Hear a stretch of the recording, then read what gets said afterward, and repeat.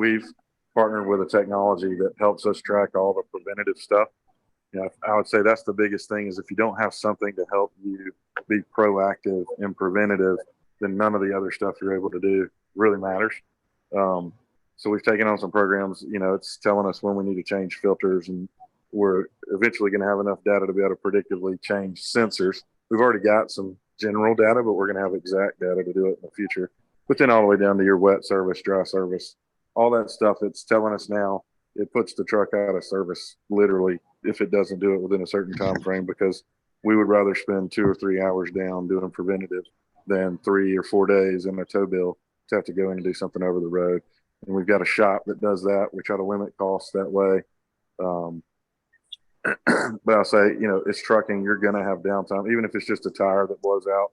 You can lose a half a day for no reason whatsoever, or something in the road jumps up and hits an airline. That happens to everyone. I see them. I drive 45 minutes each way, pretty much all interstate to our office every day, and I see 2 or 3 trucks each direction every day on the side of the road. That's refreshing. Part of the industry. Yeah. But that's refreshing. We're doing stuff to be proactive with it.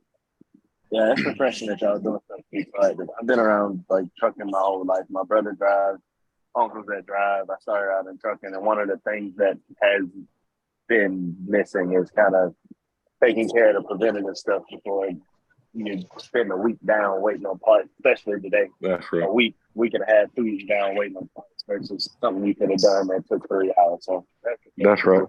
Yeah, and we're doing it. You didn't tell me I was talking to somebody who knew what they were talking about, but yeah, it's the part shortage the past few years made it to where also we're trying to keep a backup truck available pretty much always, just because there was a period of time that every 3 months a different random sensor or part was on a shortage where it was a major deal.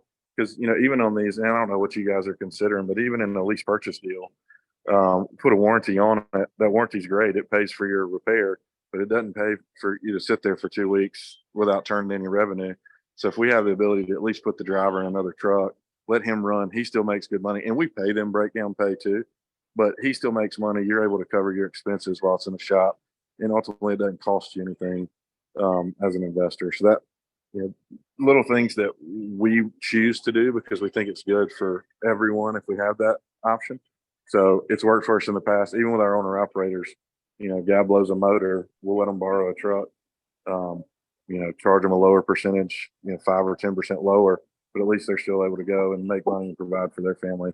And it's something we've done for 7 or 8 years. So it's nothing new to us.